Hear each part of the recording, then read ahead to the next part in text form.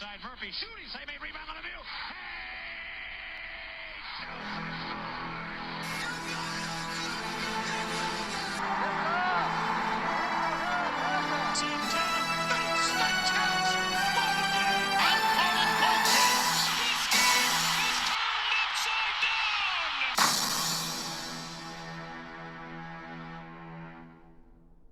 Hey everyone, I'm Casey. You are watching the RedRubberDuckGuin All Sports Network, and it's time to preview the 2025 college football season.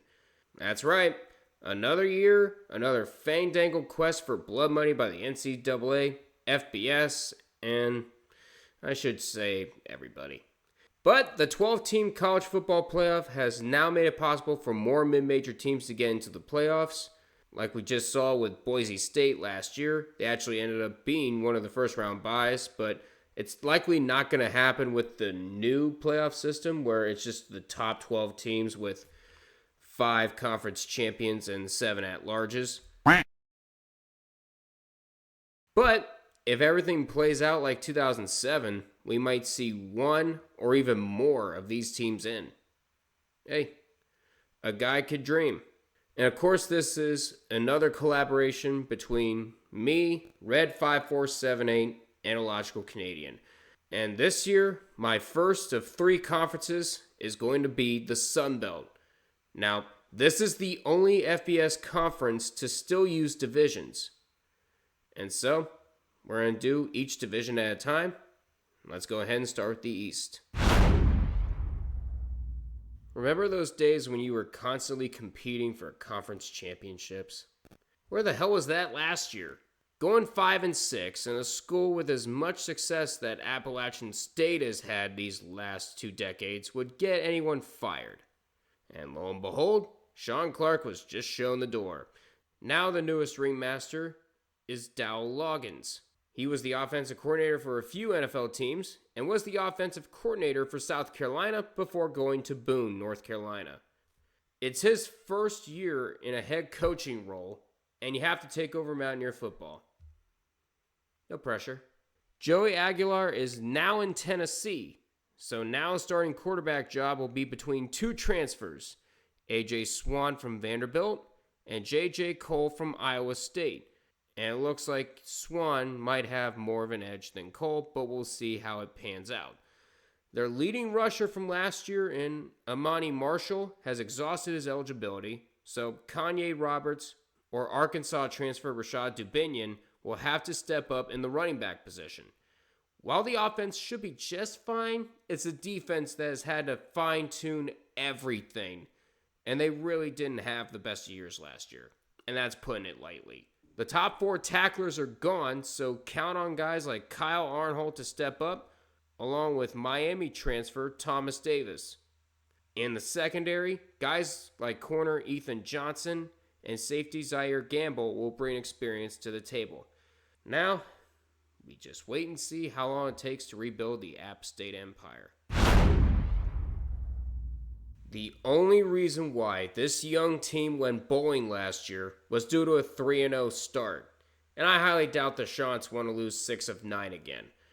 And Tim Beck agreed as he went ahead and did a complete overhaul of the roster and the coaching staff. Your new offensive coordinator is Drew Hollingshed, and he's going to have his work cut out for him. His 2 quarterbacks from last year in Ethan Vasco and Noah Kim have both transferred to Liberty and Eastern Michigan respectively. Now the starting quarterback job will be a 3-way battle between Maryland transfer MJ Morris, San Jose State transfer Emmett Brown, and sophomore Tad Hudson. Braden Bennett, your leading rusher, is gone, so UMass transfer Jalen John will be taking the reins in that position. In terms of receivers, whoever wins the starting job will have plenty of weapons in the receiving corps, with Jamison Tucker, Bryson Graves, and Cameron Wright. And as for the defense, new coordinator Jeremiah Johnson has to run a tight squad that has gone through retooling. On the defensive front, be on the lookout for Sawyer Gorham Welch. And then you need to look at a returning Shane Bruce, who led Coastal in stops with 75 last year. And if Coastal Carolina is going to go anywhere, you better pray to whatever deity you have that all the pieces fall into the right spot. Red? I thought you said Clay Helton's seat was getting warm. Looks pretty cool from here. The Eagles were just about to find themselves in the Sun Belt Championship, only to lose to a 3-4 Old Dominion in Norfolk and lose to a 2-7 Troy team in their own damn house. But regardless, this is still a very dangerous Georgia Southern squad, and they are very hungry for a Sun Belt title. J.C. French is back in the quarterback position, and he will be looking to put that 4-pick day in the New Orleans Bowl behind him. Your leading rusher, Jalen White, is gone and is now a Green Bay Packer, so the starting spot will be going to O.J. Arnold, who had nearly 500 yards of offense and 6 touchdowns last year. And in terms of weapons for French, second leading receiver Josh Dallas will return, as well as Dalen Cobb for his senior year. The defense is still dangerous, but they had to seal a lot of holes in the wall with a caulking gun. Sun Belt Defensive Player of the Year Marquez Watson-Trent is gone, as he transferred to Nebraska for his final year of eligibility, so they brought in Brendan Harrington from App State to fill in the void. Not to mention 340-pound Latrell Bullard providing an anchor for the defensive line. This team was one win away from a spot in the Sun Belt title game. Will their new pieces work and get them over the hump? We'll see come December. Considering Del McGee had to take over the sinking ship after Sean Elliott abandoned it, the 3-win season shouldn't come as a surprise for the Panthers. But with that year out of the way, it's time to get out the shovels and break ground. You managed to create the #1 recruiting class in the Sun Belt, according to 24/7 Sports, and you were ultra busy in the transfer portal. They even brought in some new coordinators to lead the construction process. For the offense,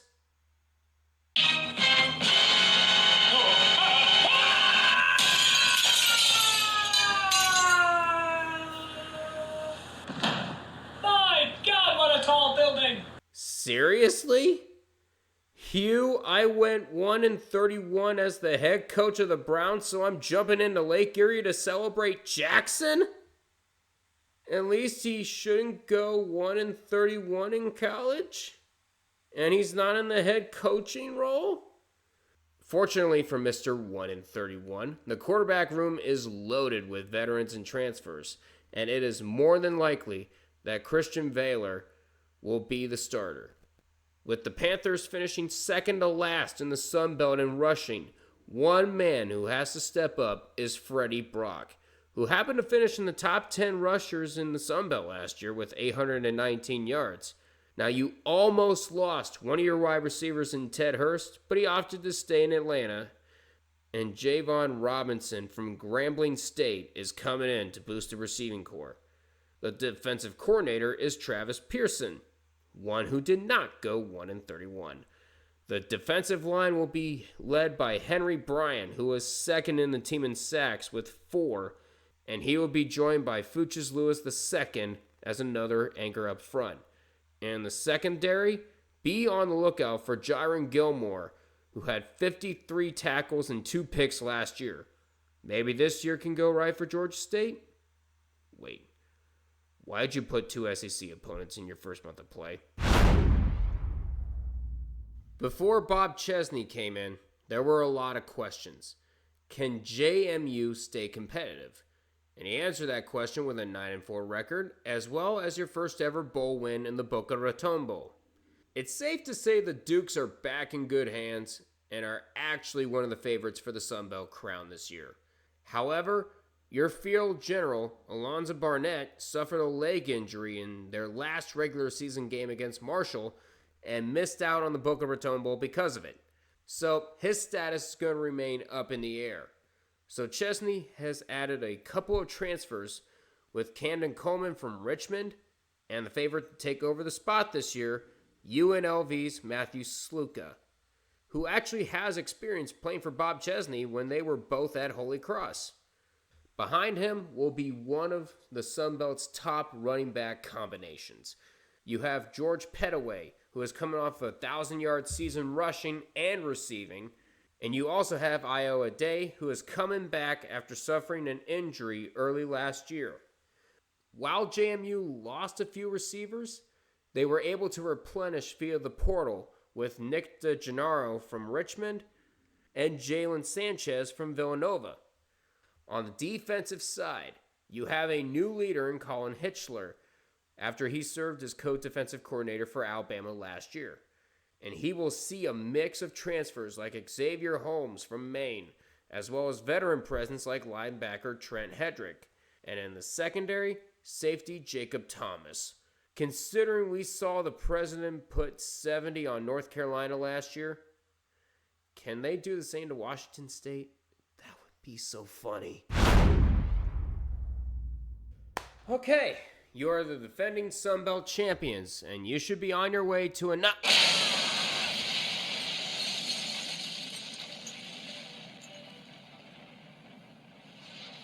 Holy hell's bells.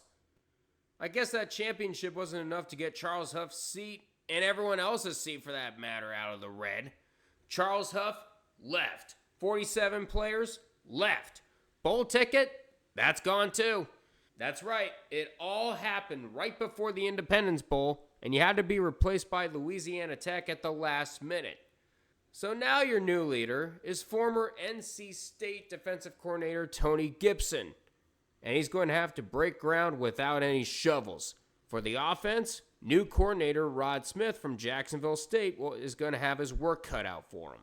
One of the new tools comes from Syracuse in quarterback Carlos Del Rio Wilson. He should be useful in the rushing attack as well, which also includes Michael Allen from NC State and Jashawn Barbie from McNeese. Some targets in the air for Del Rio Wilson include Mississippi State transfer Antonio Harmon and returning tight end Toby Payne. The defense should be able to perform to a high level with Gibson's defensive background. Safety Jadarius Green McKnight returns, and he will be joined by returning corner Daytwan Smith, who only started one game last year. Gibson tried his hardest to rebuild this herd. Now, how they do in year one of this rebuild is to be determined. Yeah, I can see why Red hardly gave you a wink last year. What better way to follow up blowing a 21-point lead to Western Kentucky in the famous Toastery Bowl than by not making a bowl at all? Ricky Rane, the seat is possibly on medium to high heat by now. In all fairness, 6 of those 7 losses were by 1 possession. But moral victories alone doesn't get you the 6 wins. Now, good news is, you have plenty of experience on this roster. Let's start with the offense. You had a breakout star at quarterback last year in Colton Joseph, who ended up leading the Sun Belt in total offense, being the only player in the conference to average over 300 yards a game.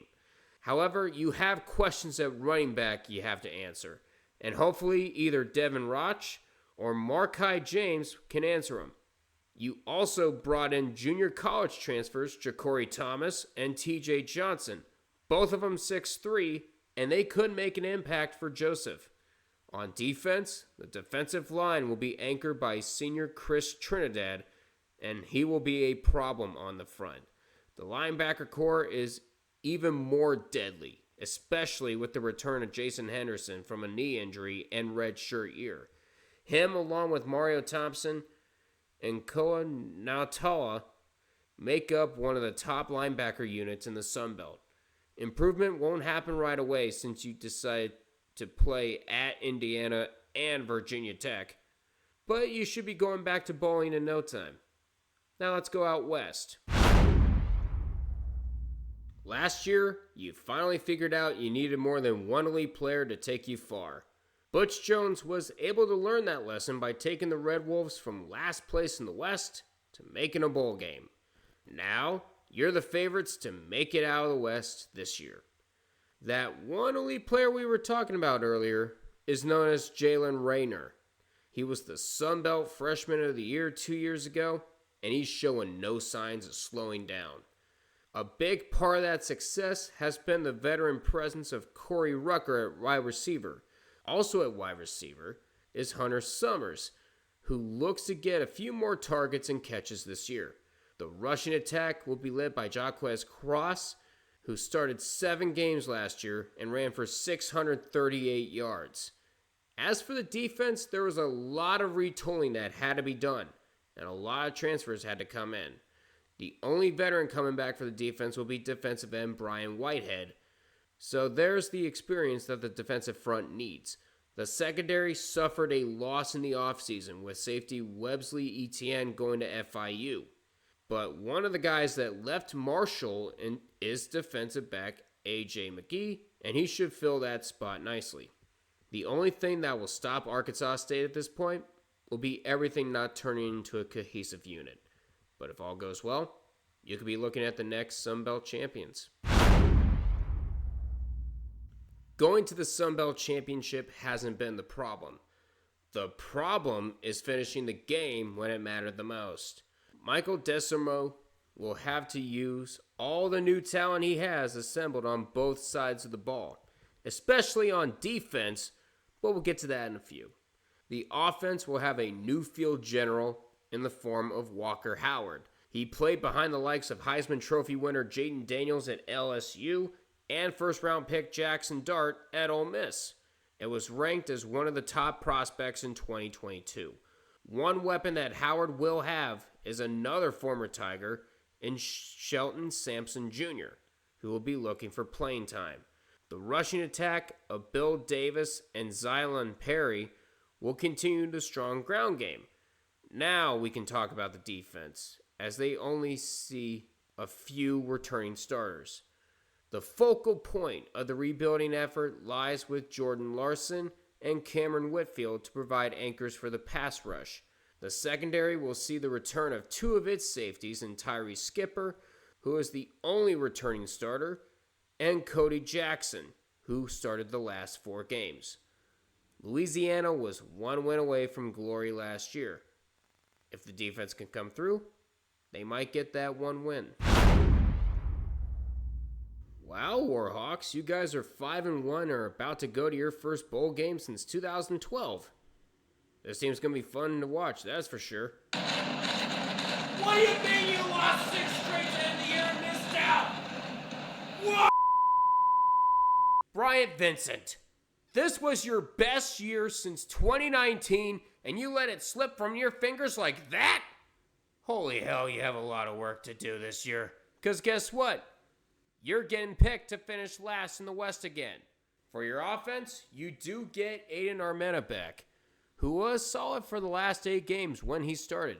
However, he has to improve the lowest ranked passing offense in the Sun Belt. More bad news for the Warhawks is that your top running back, Ahmad Hardy, is heading to Missouri, and your backup, James Jones, is also in the portal. So, Zach Palmer-Smith from Richmond is going to have big shoes to fill at running back. Leading receiver Jake Godfrey only started the season finale last year, but made an impact with 24 catches for 265 yards.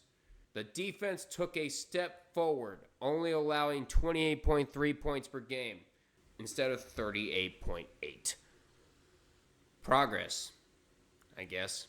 With Wadette Williams Jr. transferring to Ole Miss, this leaves Carl Fontroy as the team's leading tackler. Behind him is defensive end Cavante Wells, and leading the pass rush will be returning defensive end Billy Pullen. Maybe if the Warhawks can play double the games that they played last year, they might be able to shock the Sun Belt this time. Guess what, USA? Major Applewhite apparently didn't have enough success to leave Mobile. He does have a bowl win under his belt, but the bar has now been risen even higher. The Jaguars have to deal with the loss of their quarterback, Gio Lopez, to North Carolina via the transfer portal, so now the responsibilities of the starting quarterback job now rests on Bishop Davenport, who is capable of holding that position. With Fluff Bothwell gone, all of the attention at running back will now focus on Kentrell Bullock, who was the actual starter last season.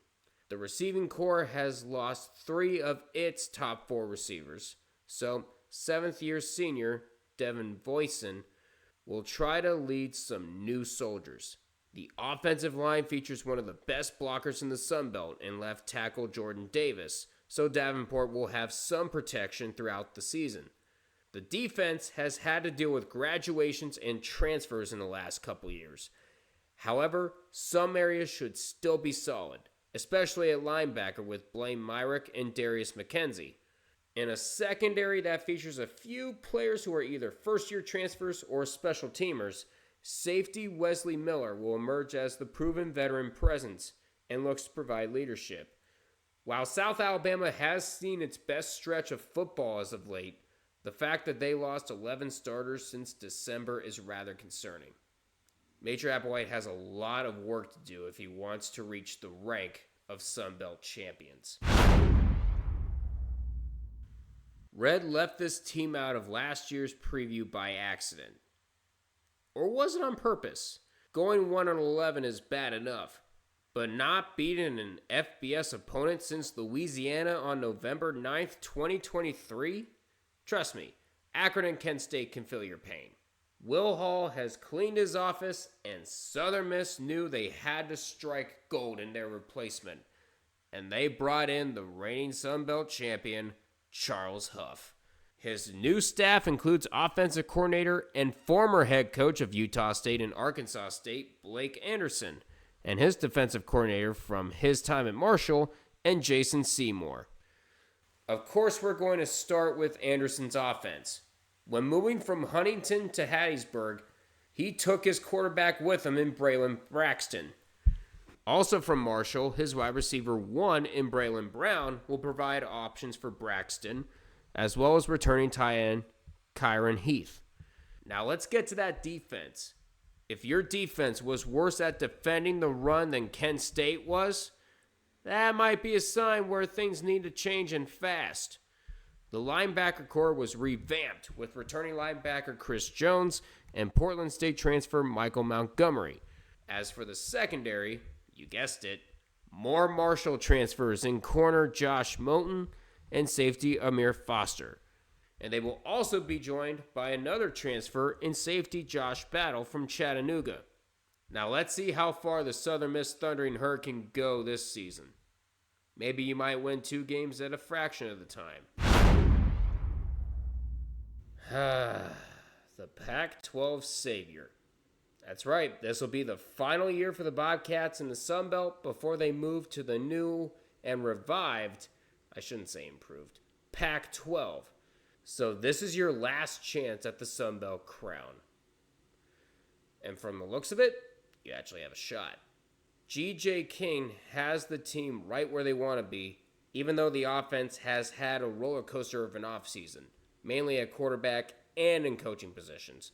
It starts with Mac Leftwich leaving to become the new offensive coordinator for Texas Tech. So the new leader, Landon Kiopel, has had to deal with a lot of portal drama in his first day on the job. The Bobcats thought they had an answer at Giovanni McCoy from Oregon State, but he would go back to the portal. Now the starting job would be contested by 2 other transfers, and Yate Yarnell from Pittsburgh and Holden Gurnier from Auburn. Leading rusher Ismail Mahdi has moved to Arizona, so now it's time for Lincoln Pear to lead the charge after coming back from a lower body injury. All the top 3 receivers are gone, so that leaves Chris Dawn Jr. to be the leading receiver. Now, the Texas State defense finished 3rd in the Sun Belt in total defense, but they were decimated by graduation and the portal and are down to 2 returning starters. Both of them are in the secondary, and they are safeties Ryan Nolan and Darius Jackson. Also in the secondary is corner Trez Moore, whose 26 tackles earned him a starting role in the First Responder Bowl last year. Now, this is your last chance to win the Sun Belt Trophy. Just don't run away with it like CM Punk did. Jared Parker was the new head coach for a team that had won back-to-back Sun Belt titles going into his first year. You already knew he had big shoes to fill. And after we talked about a couple collapses and implosions, let's talk about a little bit of a revival. Troy ended up going 1-7, but they would win 3 of their last 4 to gain a bit of momentum. Now, the Trojans will get Will Goose Crowder back. He only played for 4 games before he suffered an upper body injury. The good news is, he should be the favorite for that starting job.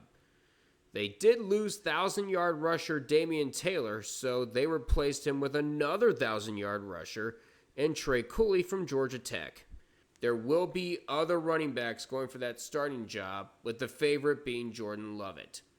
As for receivers, there are a couple of transfers, with Georgia transfer Rara Thomas looking to make an impact. Good news for the defense is that there's plenty of experience returning for them, like leading tackler, linebacker Jordan Strainer, a player who is not too far behind in tackles, and safety Justin Powell, and another linebacker looking to add to his stats is Stephen Catledge. They also have a set of transfers looking to make an impact, like edge rusher Elijah Davis from South Carolina. Hopefully this team can improve fast enough to forget about what happened last year. Alright, now that we've gone over all 14 teams, let's go ahead and make some predictions. So the Sun Belt has always produced chaos, no matter whether it's during the off season or or whether it's during the season. It's very, very difficult, as there's a whole lot of favorites in each of the divisions with 2 or 3 on each side. But my final prediction is going to be Texas State coming out of the West and Georgia Southern coming out of the East. And in their final Sun Belt game before moving over to the Pac-12, I think the Bobcats of Texas State is going to take home the trophy. And they may or may not treat it like Punk treated the WWE Championship and just run away with it. Now, as I mentioned earlier, this video is part of a 9-video series in a collaboration between 3 YouTubers. Me, Red5478, and Illogical Canadian. Of course, Red kicked us off yesterday with the Conference USA preview. And of course, you're watching the Sun Belt right now as we speak. Tomorrow, Illogical Canadian will kick off his series with the American. Next weekend, I'll be kicking us off with a conference near and dear to my heart, the Mid-American Conference. And then you can see the rest of the schedules, and you'll be notified on all our future videos. I'll be leaving a link to Red5478 and Illogical Canadian in the description down below, so you can go ahead and like, subscribe, share both of these channels with your friends, and be sure to hit the bell icon to be notified on all of their future videos and projects. And of course, like this video, leave a nice comment, and share this video with your friends. And most importantly, subscribe to the RedRubberDuckGuin All Sports Network, and be sure to hit the bell icon to be notified on any future videos. But for now, that's going to do it for me. Let's hope the Sun Belt becomes the Fun Belt once more. Thank you guys so much for watching. Until we meet again, I will see you all in the next one. Take care, you guys.